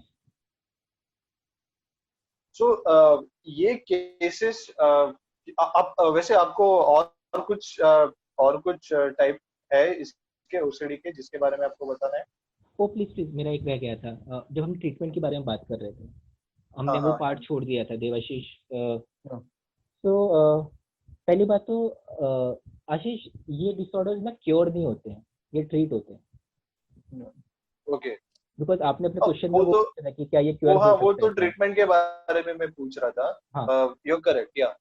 तो तो ये ये अगर आपको बताना है तो आप बता सकते हो ट्रीटमेंट कैसे हो सकती है, क्या हो सकती है। हाँ, तो फर्स्ट थिंग ये कि हम एज अ हमें केयर गिवर या फिर एज अ पेशेंट हम हमें वो उस गोल के साथ में नहीं जाना कि ये क्योर होने वाला है, उस गोल के साथ नहीं जाना है। नहीं जाना है।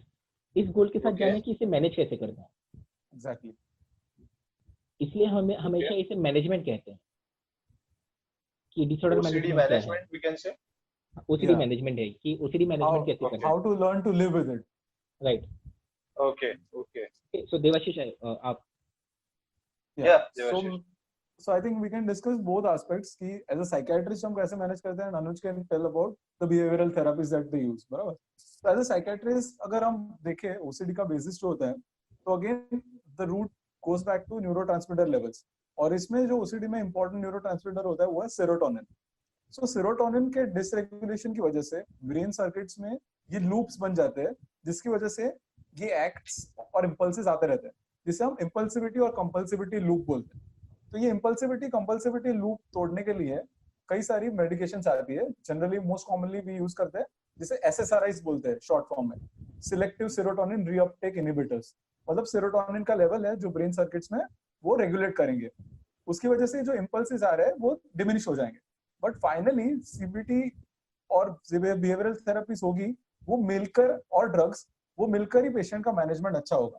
राइट। सो इनिशियल स्टेजेस में जो उसको एंजाइटी और जो उसको थॉट्स की फ्रीक्वेंसी बहुत ज्यादा आ रही है, तो डेफिनेटली मेडिकेशंस की वजह से वो कम होंगी। बट फाइनली उसको बिहेवियरल थेरेपीज लर्न करना बहुत ही ज्यादा जरूरी है। वो I am sure Anuj will tell better about it. So जैसे देवाशीष ने कवर किया कि मैं हमेशा जितने मेरे ओसीडी के क्लाइंट्स होते हैं जो एंजाइटी के इश्यूज होते हैं, आई ऑलवेज प्रीफर कि वो लोग पहले मेडिसिन से स्टार्ट करें। बिकॉज एक्यूट फेज के लिए ना जब बहुत सारे इश्यूज होते हैं ना, आपको मेडिसिन चाहिए। बिकॉज उसके बिना आप नॉर्मल अनुज और ओसीडी अनुज में फर्क नहीं दिख पाएंगे। आप जैसे ही मेडिसिन लेते हैं आपको रियलाइज होता है कि नॉर्मल अनुज कैसा था 10 साल पहले। सो और एक बार आपने वो मेडिसिन ले लिया, फॉर एग्जांपल मैं हमेशा इसी तरह से समझाने की कोशिश करता हूँ कि ये हमारा नॉर्मल फंक्शनिंग है। इधर आप जब आपको डिसऑर्डर होता है ना, या तो आप ऊपर चल रहे होते हैं या तो आप नीचे चल रहे होते हैं। ठीक है। मेडिसिन होता है जो आपको फटाक से लेवल पर लेके आता है। Within a week, within 15 days आप नॉर्मल फंक्शनिंग पे आ जाते हैं। ओके। यहाँ पर बिहेवियरल थेरेपी, सीबीटी, आरईबीटी चीजें काम करती, मतलब साइकोथेरेपी काम करती है, काउंसलिंग काम होती है, जहाँ पे क्लाइंट अब सुनने के मूड में है। वो वरना माइंडसेट में जब वो पहुंचा यहाँ है। था, एग्जैक्टली। वरना अच्छा। जब वो यहाँ था या फिर जब वो यहाँ था ना, आपकी बातें समझ नहीं पाएगा वो। ओके।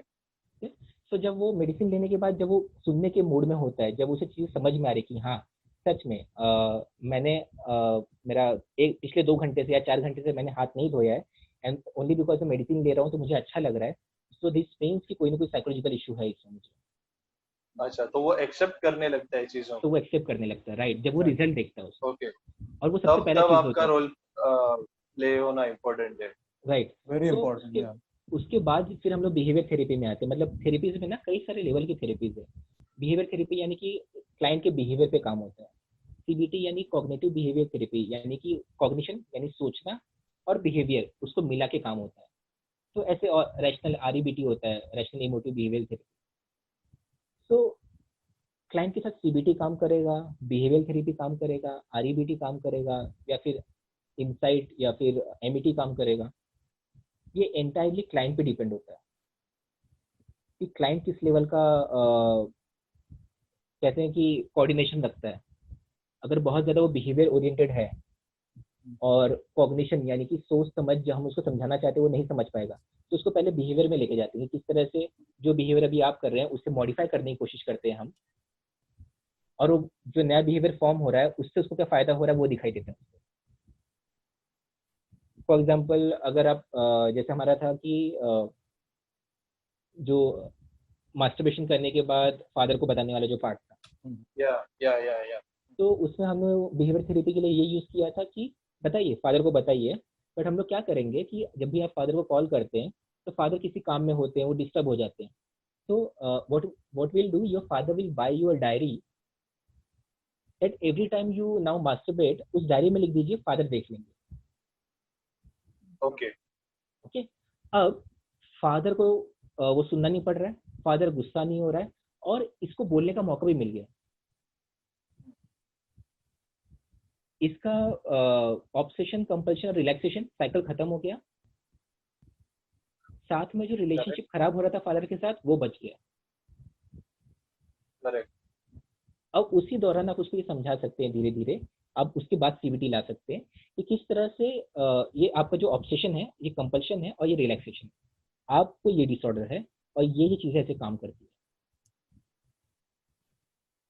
और जो हमने लास्ट सीरीज में भी कहा था, लास्ट वीडियो में भी कहा था कि अच्छे इंसाइट के साथ हर क्लाइंट खुद को हील कर सकता है। Very true.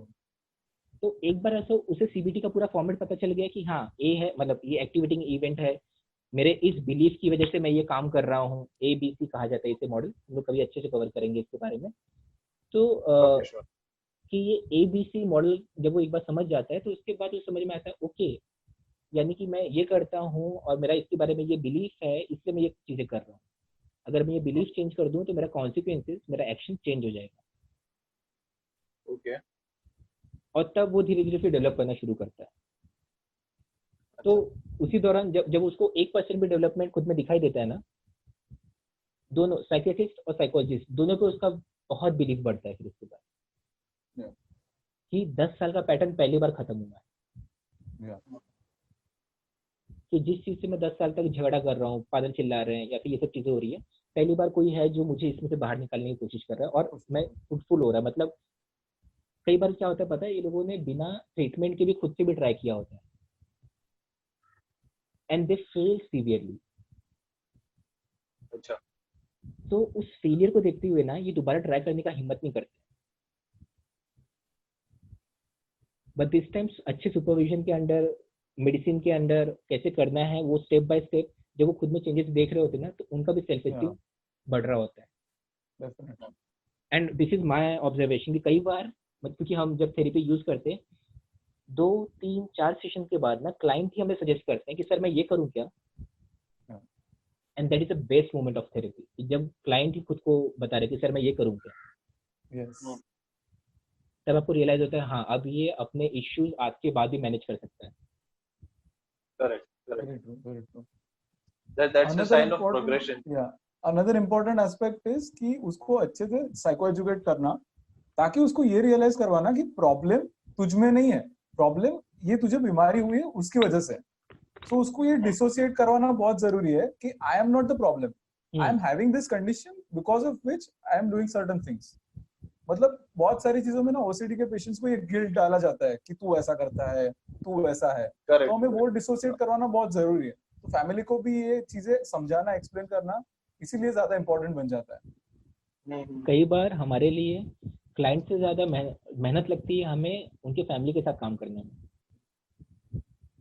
कि उन्हें ये समझाने में कि ये नाटक नहीं कर रहा है, ये पढ़ाई नहीं करने के लिए बहाने नहीं बना रहा है, ये जॉब पे नहीं जाने के लिए आपको परेशान नहीं कर रहा है, ऐसा कुछ भी नहीं। बिकॉज कई बार उन्हें ये चीज फैमिली को ना, और वही होता है ना कि अगर आपके साथ ये हो रहा है तो आपको ये समझ में आएगा ना, फैमिली कैसे समझेगी। बुखार अगर मुझे हुआ है तो अगर बुखार में कई बार होता है ना हमें खाना खाने का मन नहीं करता, घर वाले फिर भी बोलते हैं खा ले खा ले खा ले, यार टेस्ट बड्स तो मेरे मर गए ना। मैं आपको कैसे समझा सकता हूँ कि मेरे टेस्ट बड्स मर गए और मेरा खाने का मन नहीं कर रहा। बट एक बार अगर हमने क्लाइंट को थोड़ा बहुत स्ट्रेंथन कर दिया कि हाँ उनमें थोड़ा, जैसे देवाशीष ने कहा कि इनसाइट हमने अच्छे से फिलअप कर दिया है, फैमिली के साथ फैमिली को समझा दिया है और फैमिली समझ भी गई है 1-2 सेशंस के बाद, तब वो पूरा, मतलब मैं हमेशा कहता हूँ तब वो बोलते ना मिरेकलस लगता है कि सब अच्छा हो रहा है, सब अच्छे से जा रहा है, सब अच्छे स्पीड में जा रहा है। मतलब 100% चेंज नहीं हो रहा है बट रोज 1% हो रहा है, बस इतना बहुत है। और इतना ट्रीटमेंट अवेलेबल होने के बावजूद भी it is very sad to know कि बहुत सारे लोग ट्रीटमेंट तक पहुंच ही नहीं पाते इंडिया में। और फिर जॉब लॉसेस, डिवोर्स रेट्स, ये सब इस वजह से भी बहुत ज्यादा कॉमन होता है। I have seen so many patients जो डिवोर्स हो चुके होते हैं क्योंकि the spouse will not be able to live with this habit ना, कि ये बार बार क्यों ये चीज कर रहा है, he is not able to understand कि ये क्यों हो रहा है उसके साथ। तो यहाँ पे हम लोग ये कह सकते हैं कि केयर गिवर्स का भी रोल उतना ही इम्पोर्टेंट है वो ट्रीटमेंट में जितना कि वो क्लाइंट ले रहा है। राइट। तो देवाशीष ने जो भी बोला उसके ऊपर ही कि देवाशीष आपको पता है मेरे पास एक क्लाइंट आई थी जिनका एज 54 था। यानी कि शादी के 30 साल तक पूरे घर वालों ने ये चीजें मैनेज की। My God. तो आज चीजें प्रॉब्लमेटिक हो रही है बिकॉज जो नए घर पे शिफ्ट हुए वहां पे पानी नहीं है या फिर ये सब चीजें नहीं है, तो प्रॉब्लमेटिक हो रहा है उनके लिए। वरना आज अगर पानी होता ना फिर भी ये लोग क्लिनिक तक नहीं पहुंचते। अनदर वेरी इंपॉर्टेंट पॉइंट कि एनवायरनमेंट की वजह से भी इसमें ना वैक्सिंग एंड विनिंग देखा जाता है कि ये सिम्टम्स जो होता है ना, कभी कभी क्या होता है जैसे अनुज ने बताया कि उस एनवायरनमेंट के लिए वो अडेप्ट हो चुके हैं, और जैसे ही वो एनवायरनमेंट चेंज होगा ना उनके सिम्टम्स वापस से ट्रिगर होंगे और वापस से बढ़ जाएंगे। Okay, right. फॉर एग्जांपल मुझे ऐसा भी जब देवाशीष ने ये कहा तो मुझे ये रियलाइज हो रहा है कि अगर बाय चांस जिस क्लाइंट का मैं बात कर रहा हूँ कि उन्हें अपने फादर को बताना होता है, by some way by any way father हमेशा तो उसके साथ नहीं रहेंगे, कभी और शिफ्ट कहीं हो जाएंगे या फिर फादर एज होने के बाद if he moves towards other world, तो या फिर वो कहीं पे जॉब के सिलसिले में शिफ्ट हो गए फॉर एग्जांपल, तो वो कैसे मैनेज तो किया उनके जाएगा? पास तो उस बताने के लिए उनके फादर नहीं है। तो उस तो समय के लिए देन वही, जैसे व्हाट अगर इज वैक्सीन वेनिंग, तो उस समय आई थिंक सो एक नया कोपिंग मैकेनिज्म डेवलप करने की जरूरत है उस समय, उस सिचुएशन को हैंडल करने के लिए। बिकॉज अगर उस समय वो हैंडल नहीं करेंगे तो वो प्रॉब्लमेटिक होगा उस समय। बराबर। और जो आशीष अभी कह रहे थे कि caregiver, as a caregiver, तो ये बहुत ही ज्यादा ये हैंड इन हैंड चलता है कि अगर पेशेंट दवाई ले रहा है तो उसे बस घर वालों को कंपैशन चाहिए, उसे घर वालों से खाली कंपैशन अगर मिल जाए तो उसका जो प्रोसेस है थोड़ा इजी हो जाता है।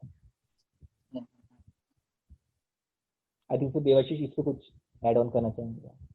Very true. मतलब वही है कि इश्यूज ऑफ कंप्लायंस जब आते हैं कि लॉन्ग टर्म उसको मेडिसिन लेनी पड़ रही है, लॉन्ग टर्म थेरेपी में फॉलोअप में आना है, तो फैमिली का एम्पैथी और कंपैशन होना बहुत ही ज्यादा जरूरी है। इफ फैमिली तुम्हारी अच्छी हो, यू आर वेरी लकी कि कोई भी डिसऑर्डर से you can come out of it. So family support is very important. But कई केसेस में जैसा देखे जाता है कि अगर पेशेंट सिंगल हो, डिवोर्स्ड हो, तो उसमें इसीलिए प्रोग्नोसिस थोड़ा खराब हो जाता है क्योंकि उनका जो सपोर्ट सिस्टम है वही ऑलरेडी चला जा चुका है। तो ये सपोर्ट होना बहुत इम्पोर्टेंट है।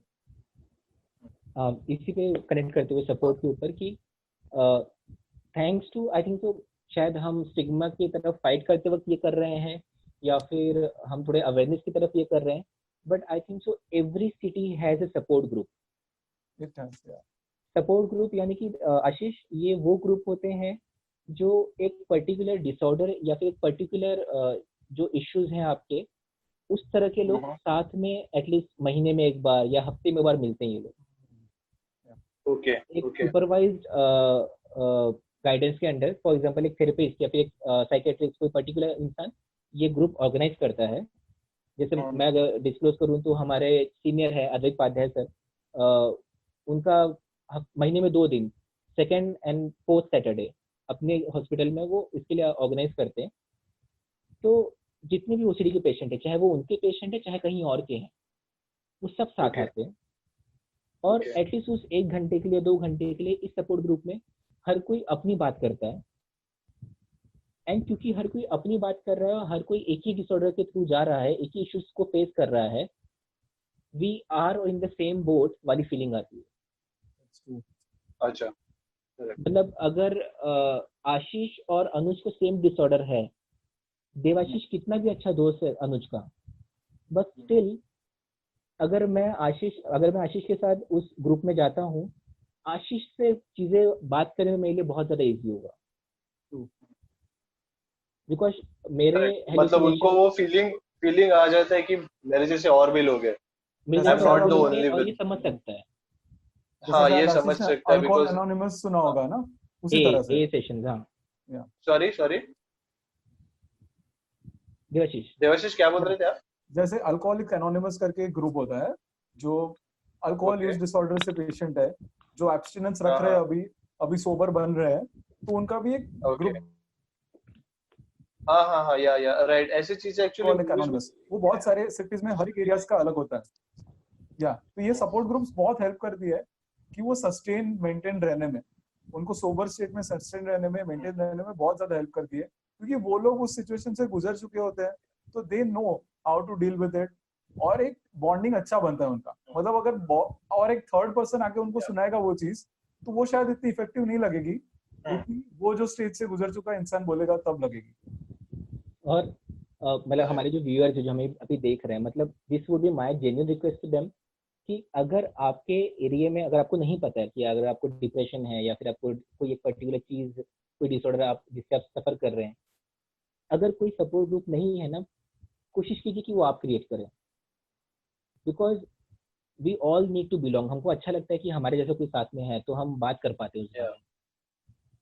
तो अगर आप भी वो लीड ले सकते हैं वो ग्रुप क्रिएट करने का, या फिर उस ग्रुप को लीड करने का, या फिर एक किसी साइकेट्रिस्ट या किसी सोशल वर्कर के थ्रू एक नया ग्रुप बनाने का उन्हें सपोर्ट कर सकते हैं। इनिशिएट करना बहुत जरूरी है। इनिशिएट करना बहुत ज्यादा जरूरी है, क्योंकि ये सपोर्ट ग्रुप सिर्फ पेशेंट के लिए नहीं होते, कई सपोर्ट ग्रुप्स केयर गिवर्स के लिए भी होते हैं। करेक्ट। कि जिनके फैमिली मेंबर्स को स्किज़ोफ्रेनिया या फिर जिनके फैमिली मेंबर्स को ओसीडी है, उन्हें ये पूरा स्ट्रगल कैसे करना है, उन्हें पूरा ये जर्नी कैसे कवर करना है, ये वो मिलके एटलीस्ट हफ्ते महीने में एक बार मिलके बात करते हैं। और उसमें अक्सर ऐसा होता है कि जो प्रॉब्लम मैंने अभी नहीं देखी है बट ऑलरेडी कोई और डिस्कस कर रहा है, तो मैं मेंटली रेडी हो जाता हूँ, हाँ ये भी हो सकता है। एंड जैसे उसने सॉल्व किया वैसे ही शायद उसका 10% यहाँ या 10% वहाँ मैं भी अप्लाई करके सॉल्व कर सकता हूँ। Correct. So I think so support group अक्सर होते हैं हर सिटी में, जहाँ नहीं हो प्लीज इनिशिएटिव लीजिए किसी सोशल वर्कर के थ्रू कि आप वो ग्रुप क्रिएट करवा सके। डेफिनेटली हमारी भी रिस्पॉन्सिबिलिटी है कि हम लोग अगर कहीं पे कुछ ऐसे केसेस नोटिस कर देते हैं तो वी शुड इनिशिएट, एटलीस्ट उनसे बात करने में क्या हर्ज है। बाकी हम लोग आगे कितना कैरी कर पाएंगे वो अलग बात है, इनिशिएट करना बहुत जरूरी है। That's what we are trying to explain और कन्वे द मैसेज। वैसे देवाशीष और अनुज, आप दोनों के लिए सवाल एक है कि जैसे हम लोग ने प्रीवियस वीडियो में देखा था चीजों के टाइम की सबसे पहला स्टेप कोई भी नहीं लेता कि एक साइकियाट्रिस्ट या साइकोलॉजिस्ट के पास जाके इमीडिएटली ट्रीटमेंट चालू करे वगैरह। स्किज़ो के टाइम देखा था कि किसी बाबा के पास जाते हैं या फिर ऐसे कुछ एब्सर्ड सॉल्यूशंस निकालने का लोग ट्राई करते हैं। वैसे क्या आपके देवाशीष, क्या आपने आपके एक्सपीरियंस में ऐसा कभी हुआ है कि लोगों ने कोई और तरीका देखा है ट्रीटमेंट का rather than consulting a professional? या मतलब अक्सर ऐसा होता है ना कि इन चीजों का हाँ, मतलब टू सॉल्यूशन, कोप विद या ओसीडी, या इन चीजों का सॉल्यूशन निकालने का ट्राई वो लोग खुद से करते हैं या तो उनके फैमिली मेंबर्स ट्राई करवाते हैं। वो उनको कुछ ना कुछ तरीके से एकोमोडेट करवाने का ट्राई करवाते रहते हैं। उसी वजह से क्या होता है कि कोई बार सिम्टम्स जो होते हैं ना वो फ्रैंकली दिख नहीं जाते। जैसा कि मैंने पहले ही केस में बताया था कि अगर उसको वो ओसीडी था तो उसका वो प्लम्बिंग पूरा चेंज करवा दिया, उसका टाइल्स चेंज करवा दिया। इस तरह के कई मैकेनिज्म्स वो खुद से अडॉप्ट करने का ट्राई करते हैं। बट चेंजेस तब आते हैं कि वापस से एनवायरमेंट अगर चेंज हुआ या तो उनका वो सपोर्ट सिस्टम था वो चला गया, देन इट ट्रिगर्स। और जब ये ट्रिगर होता है तब फिर हमारे पास आते हैं, या फिर बहुत ज्यादा एक्सासर्बेट हो जाता है सिम्टम्स कि जॉब लॉस हो गया, कि आज तो डिवोर्स की नोटिस आ गई, तब जाके आते हैं, फिर ऐसा हो जाता है। अनुज? अनुज। समवेयर जो आशीष ने पूछा कि किस तरह से और कोई ट्रीटमेंट प्रोसेस इसमें चलते हैं क्या, या फिर और कुछ इसके पॉसिबिलिटीज होते हैं क्या। कहीं ना कहीं मैं ये बोलूँगा कि जो बाबा वाला पार्ट है वो हमेशा रहता है कि चीज़ें पहले बाबा के पास जाती हैं, फिर शिव जी के पास जाती हैं, फिर ऐसे हमारे पास आती हैं उसके पास। और इस दौरान एक चीज़ ये भी पूरी होती है कि किस तरह से बहुत फुल ब्लोन होने के बाद चीज़ें आती है। बहुत फुल ब्लोन होने के बाद मतलब पता है आशीष कि कई बार ना जो ऑब्सेशन और कंपल्शन शुरू हुआ था ना वो बहुत इजी था, वो बहुत ही सिंपल था, बट वो बीच में 3 बार ट्रांसफॉर्म हुआ है। ओके। ट्रांसफॉर्म यानी कि हम लोग जो मूवीज देखते हैं म्यूटेशन होता है, वो 3 बार म्यूटेशन हुआ है, वो विकसित हुआ है, विकसित हुआ पोकेमॉन है। के और वो लैंग्वेज में कहा जाए। हाँ, और वो उतना ज्यादा डेवलप हो चुका है, वो उतना ज्यादा कॉम्प्लेक्स हो या चुका है। या ओके। और कई बार ना क्योंकि वो इतने साल तक इनके साथ रहता है, उन्होंने भी कहीं ना कहीं गिव अप कर दिया होता है उसके ऊपर। जो मैंने 54 का एज कहा कि वो 54 के मैम थे जो आए थे, तो कहीं ना कहीं उनमें ही वो क्रेज नहीं था कि इसमें से मुझे बाहर आना है। अच्छा। Her concern was, and really the main concern of them coming to me was कि ये बहुत गुस्सा करती। अच्छा लेट मी टेल यू कैसे था। वो आए इसलिए थे कि ये बहुत गुस्सा करती है। मतलब ओके फाइन, क्या हो गया, क्यों गुस्सा करती है। तो बोला कि छोटी छोटी बात पे गुस्सा करती है, ऐसा वैसा वैसा, सुबह सुबह से चिल्लाना शुरू हो जाता है ये वो। तो क्या हो रहा है ना, ट्राई टू अंडरस्टैंड आशीष कि वो लोग इस डिसऑर्डर के साथ कितना टाइम तक रहे हैं ना, कि इस डिसऑर्डर के बारे में मेंशन करना ये भी नहीं पता इनको। ओके। अभी प्रॉब्लम ये हो रहा है कि इसको नींद नहीं आ रही है, झगड़ा कर रही है, सबसे चिल्ला रही है, बच्चे को भी चिल्ला रही है, और इसका मन शांत नहीं रहता है। ये सारी चीजों के साथ वो आए थे। जब हमने पूछना शुरू किया तो उन्होंने बताना शुरू किया कि दिन में सुबह खाली 2 घंटे ही पानी आता है, फिर नहीं आता, तो दिन भर इसका ध्यान पानी में लगा रहता है। अच्छा। फिर जब पूछना शुरू किया कि पानी का इतना क्यों, ये बोलती नहीं पहले ना वो 5-6 बार नहाती थी दिन में, अभी उसको वो मिलता नहीं है। ओ ओके। इतने क्वेश्चनिंग के बाद आपको पता चल रहा है कि वो इश्यू कितना पुराना है। करेक्ट करेक्ट, बहुत बार ट्रिगर हो चुका है वो, बहुत, वरना या फिर वो आए डेवलप सिर्फ डेवलप गुस्से के लिए थे। हो जाए। और कई मतलब बार उनके हिसाब ऐसा, से ओसीडी के लिए नहीं आए थे वो।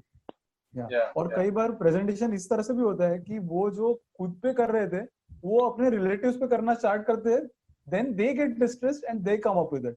फॉर एग्जांपल एक पेशेंट थी, लेडी थी 25 ईयर ओल्ड, तो उसको ऑब्सेशन कंटामिनेशन का था, वो 3-4 सालों से था, वो कुछ ना कुछ तरीके से उससे कोप कर रही थी। बट जैसे ही उसको बच्चा हुआ, तो 2 महीने 3 महीने का बच्चा हुआ, उसको भी वो नहलाना स्टार्ट कर दिया उतनी ही फ्रीक्वेंसी से। ओह देन द हस्बैंड अच्छा। रियलाइज कि नहीं नहीं नहीं, बच्चे के साथ ऐसा नहीं होना चाहिए। Then they came up and then we got to know कि अच्छा मदर को ओसीडी था, उसकी वजह से वो बच्चे पे ऐसा कर रही है। मतलब मदर की जो प्रॉब्लम थी उसको तो निग्लेक्ट किया गया, और जब अपने पे हाँ। आती है बारी तब जाके वो रियलाइज हुआ और फिर आया। अच्छा। Same on the same line, 25 की एज की फीमेल थी। uh, उनका स्टमक रिलेटेड कोई ऑपरेशन हुआ था। ये ऑपरेशन होने के बाद उनका ओसीडी स्टार्ट हुआ।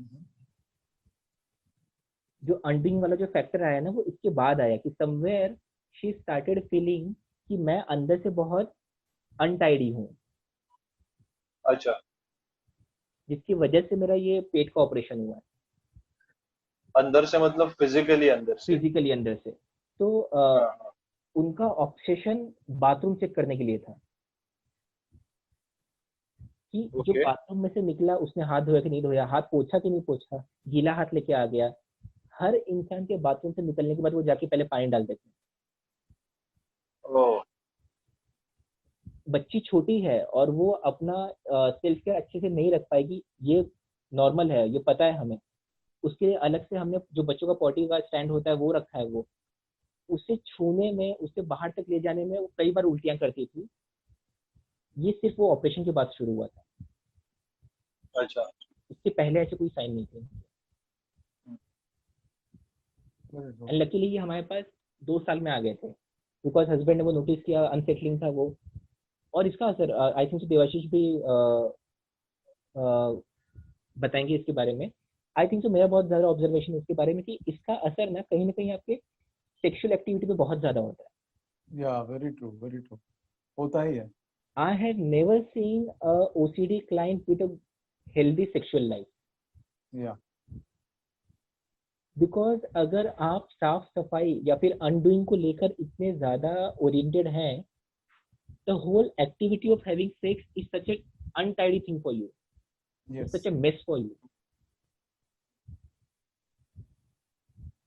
So I think so Debashish इस पे अगर आप हाईलाइट करना चाहेंगे, बिकॉज ये exactly. मैंने बहुत नोटिस किया ये बहुत बार नोटिस होता ही है कि they do not have actually sexual life, exist ही नहीं करती, ऐसा बोल दो तो भी चलता है, मतलब ऐसे लेवल तक भी पहुंच जाता है। Very true.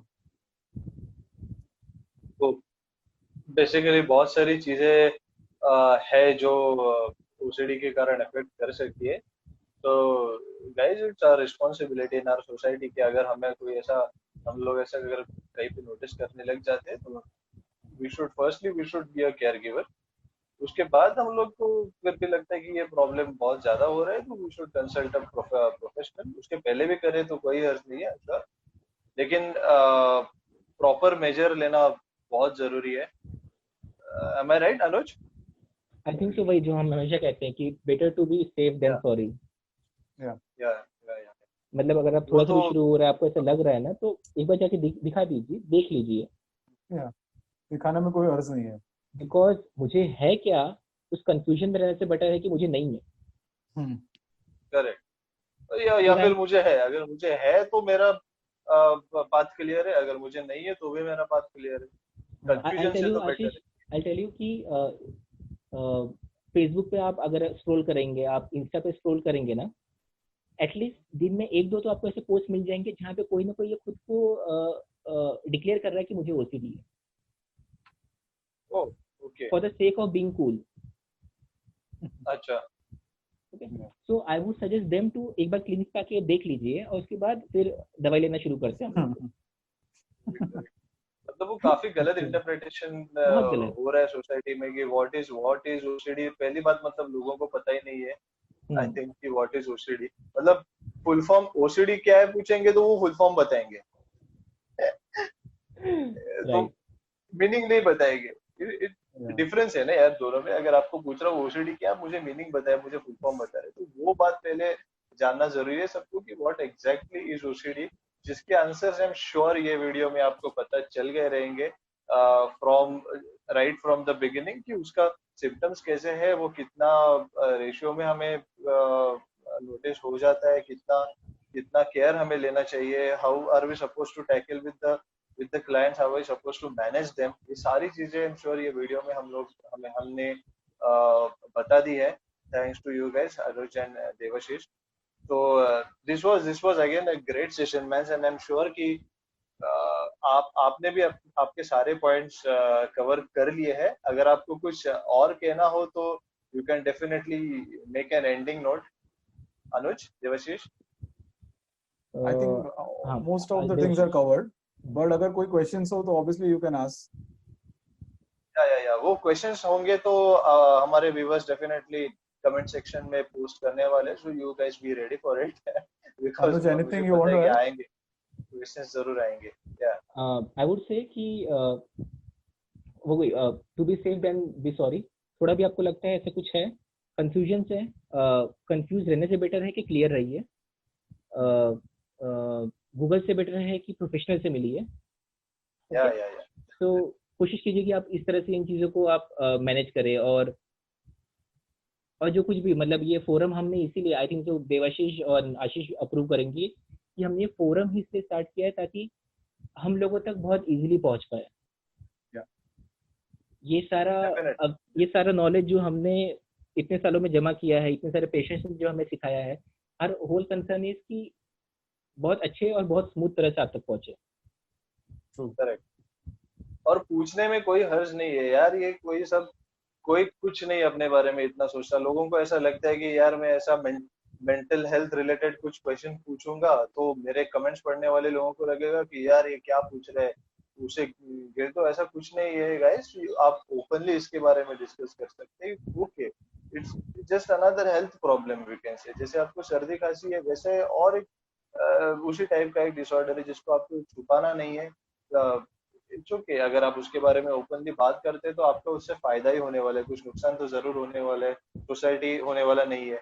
सोसाइटी तो आपको वैसे कुछ भी करो तो लोग तो बोलने वाले हैं कुछ तो लोग वो कहेंगे। तो लोगों का काम है कहना यार वो तो कहेंगे, लेकिन उससे हमें इंस्पायर होना है, उससे हमें बैकफुट पे नहीं जाना है। So let's raise a flag. अगर आप कहीं पे ऐसा कुछ नोटिस कर देते गए, देवाशीष एंड अनुज तो है ही हमारे साथ, उसके साथ ही ऐसे कई सारे हमारे दोस्त होंगे जो आपको हेल्प करना चाहेंगे डेफिनेटली।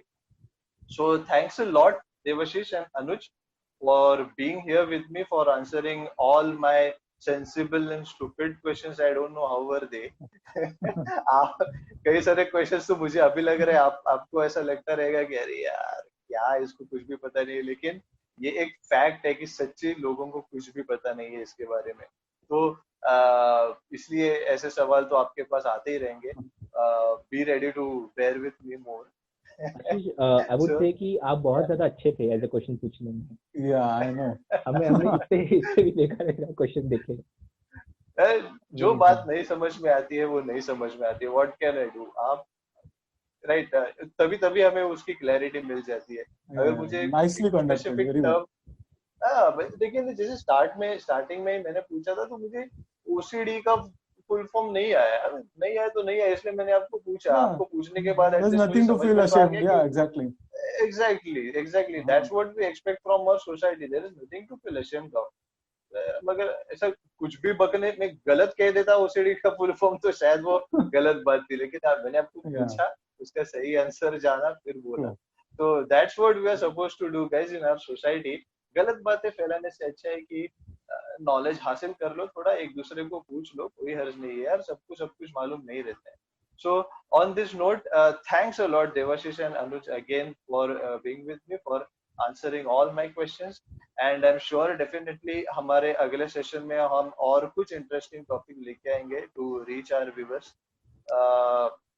जरूर हम लोग I would like to have suggestions from the viewers कि और किस पे वो लोग सुनना चाहेंगे। या वो तो डेफिनेटली हमारे व्यूअर्स वो करेंगे कि गाइस आपको अगर किसी टॉपिक पे स्पेसिफिकली हमारे साथ बात करना है, अनुज या देवाशीष से कुछ जानना है आपको, तो आप डेफिनेटली वो हमें सजेस्ट कर सकते हैं। अदरवाइज हम तो ऐसे हॉट टॉपिक्स लेके आने वाले हैं ही anyway. So thanks again Devashish and Anuj, let's meet in another section. Yeah thank you Ashish. Thank you. Thanks a lot, Anuj. Yeah. Thanks a lot. Bye guys. See you. Take care.